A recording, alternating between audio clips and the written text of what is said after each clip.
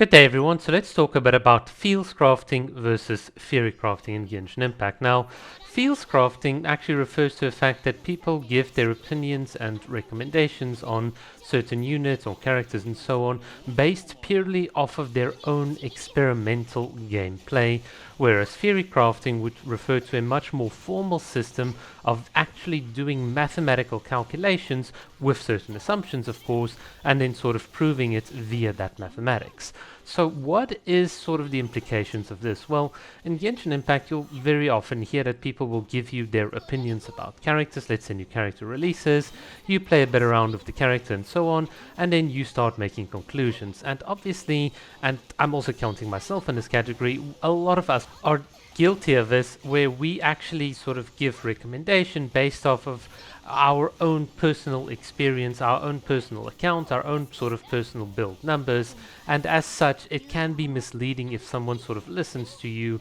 and you say things that are not always necessarily true. And this is the problem with sort of fields crafting, whereas theory crafting is much more rigorous in that certain sense. So the reason why theory crafting is usually a lot better is because of the fact that you start off with some sort of base and some sort of set assumption. So you might say, look, at a minimum, I assume all the 4-star characters are at C6, all the 5-star characters are at C0. I've got certain substats, distribution, not perfect substats, but a couple of duds as well. And you might even have certain assumptions about different weapon types, how often you get elemental particles, etc., etc. So you have a sort of baseline, if we can put it like that, and then from this baseline you do all sorts of calculations, and then you can rigorously prove that one character on an expected value basis is, let's say, better than another character in a certain team comp. Now what's cool about theory crafting is that this actually allows you or gives you a framework to expand. So you might say, well, what if the one character actually has now a constellation 1? What are the implications? What's going to be the implications on their personal damage versus team damage, etc., etc.? And that's why theory crafting is ultimately like a bit better. So where does fields crafting actually fit in contrast to theory crafting? When is it actually valid for you to go and tell people, look, this is my recommendation based off of how I played? Well, these would be the sort of things that are account agnostic. So what is something that's account agnostic? Well, it would be something like the alternative sprint on Mona and Ayaka. So just a quick couple of facts, in case you guys are completely new to my channel, but we've covered this in detail. But basically, Mona and Ayaka have a very unique sprint, which has no internal cooldown if you successfully sort of smash your right mouse button, whereas most other characters you can do a double dash and then there is a short internal cooldown where you cannot dash after that. So that is a very interesting fact. And there are a bunch of other facts, like the fact you get more stamina, you can directionally dash, you can simultaneously attack and defend. All of these things we've covered extensively on the channel, especially with all the solo no damage runs we've done with Ayaka and obviously other characters. The point is, from a fields crafting perspective, you can definitely make valid statements about characters without doing any mathematics. You can reach valid conclusions just from playtesting. I think, let me just give you another example or two. For instance, when Miko came out, a lot of people said, well, look, the character is extremely slow. And I just sort of pointed out immediately, look, from a practical perspective, if you're fast enough, you know how to actually weave in very, very carefully timed dash cancels at the end of her E animation and so on, understanding the overlap between not being able to switch characters and switching into Yamiko and being fast enough with your tech, you will actually not use as much field time in setting up Yamiko as you would otherwise think. And this is not something that you need any maths or any numbers to use. This is something that you can practically see. You can practically compare the clock just from playtesting and see, well, oh yeah, there is a better way to sort of play Yamiko. And there are also different ways of learning how to space with Yamiko, etc. We've covered this a lot in the past, but a lot of those conclusions we reach from practical playtesting did not depend on accounts. It's accessible to anyone, C0, whatever. It's accessible irrespective of your build. It's the same with characters, for instance, as you can see on screen, Cookie Shinobu. The fact that you can animation cancel on her E is also something that a lot of people did not realize. A lot of people said, well, look, her E is so slow, because this is how typically people would criticize the character, and this is not something you would put into a spreadsheet with Cookie Shinobu. It's something you have to practically play. It's something you have to practically go and master with the character, and then you can get the benefits. This is the proper area for like feels crafting, in my opinion. And then of course, just one of my favorite examples is Yelan. When Yelan came out, I was one of the first people, to my knowledge, on YouTube that sort of said, listen, there is some funny funky tech with her exquisite throw and lingering lifeline and so on, where you can get additional hits in, and you can also trigger like more breakthrough barbs and so on. And these are things that are not like statements. You don't need numbers to prove anything. These are just pure statements from actually playing the game. And yeah, it has been proven to be like quite powerful and so on. And yes, Yelan in the background just for your entertainment. So let's talk a bit about the Genshin Impact theory crafting. So in the beginning I did mention you get a baseline, and eventually under a certain set of assumptions you will get sort of two comparative figures that you can do to sort of compare damage numbers, either for a team or for individuals or for weapons or for whatever.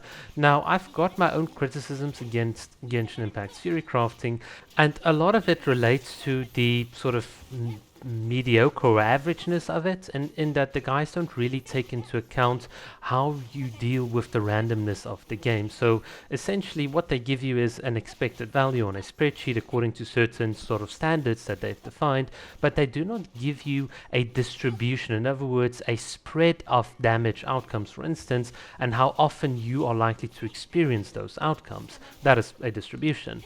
And if you have a distribution, well, things become a lot more interesting from a statistical perspective. Also, rip my Yelan not critting in the background. But from a statistical perspective, when you have two damage distributions, you can then do something what we call a sort of you could use a stochastic dominance criteria. This is sort of a technical term that you can use to compare the two damage distributions, and then using that, or let's say some other measures like an omega ratio or adjusted omega ratios and stuff, you can properly compare the full total outcomes from, let's say, one team's damage versus another team, and then you could say, well, look, this is why one team is objectively better in all circumstances with all randomness, whether the one character did not trigger a crit rate on their big vaporize reaction, etc, etc. All of these things can be encapsulated if you do a proper simulation, and if you then sort of properly interpret the data. Now I know there is something called Genshin Sim, and you'll sort of see just a little quick graph here on screen and so on, but the problem for me with Genshin Sim is that they again default to averages when they give you the output statistics. They don't talk about distributions or how to interpret these distributions, and this is a big thing that is still missing from Genshin Impact, because once you've accounted for the randomness, you can make correct conclusions about the sort of different teams or about whatever you are comparing. You can make different conclusions regarding how these distributions have evolved cross-sectionally, in other words at every instance of time during a rotation over a specified window, or how they've evolved longitudinally, in other words entirely across time. And you can compare average damage values, you can compare sort of max damage values, you can compare the maximum damage distributions. There's so many cool statistical frameworks that you can use, and you might say, well, at this point it just sounds like something that I'm like being really petty about, but think about it. Everything that the guys do from a theory crafting perspective, all of that is one single point on a damage distribution. That is completely nuts. The fact that we're only looking at one single value, the average, and saying that that is good enough. It's not good enough. We need more. And once we do so, you can find that two teams that are supposedly, or even two characters, let's say like C6 Xingshu versus C0 Yelan, you could then start really appreciating where each one of these might be sort of good and so on. For instance, you could look at this distribution and understand why one character is, for instance, more positively skewed than another character, and what does this positively skewedness mean. in terms of the damage and so on. And of course, certain characters and team comps will have a narrower spread and others will have like a wider spread, and all of these things will have certain gameplay implications. If you can take that really ideal sort of theory crafting, combine it with sort of fields crafting, well, then you've got a proper system where you can give people like genuine advice and so on. And it is important to give genuine advice because a lot of people are not aware, they're not tech savvy. A lot of people just want simple questions, but they want to know that they have like some sort of backup, you know, when they do discuss their opinion and so on. At the end of the day, I do not want people to say, oh, well, Kokomi Clan on YouTube said it. I do not want that. If you show them a video where I do actual maths and people buy into those assumptions, yeah, you can show them that, and if they're not happy with the assumptions, then they can follow the video and they can like change the assumptions themselves, and that would make me happy. But at the end of the day, we need to give a more evidence-based approach for certain statements, and we also need to make it clear as a community when certain assumptions are valid, when certain sort of recommendations are valid, and when they are not valid. And I feel like this is a very murky thing in Genshin Impact, and this is also why a lot of the time, even when confronted like with maths and so on, a lot of people will just be like, oh well, we'll just play waifu instead of meta and whatever. It is certainly an interesting topic, but yeah, that is just on a broad level what I wanted to talk about in terms of feel and so on.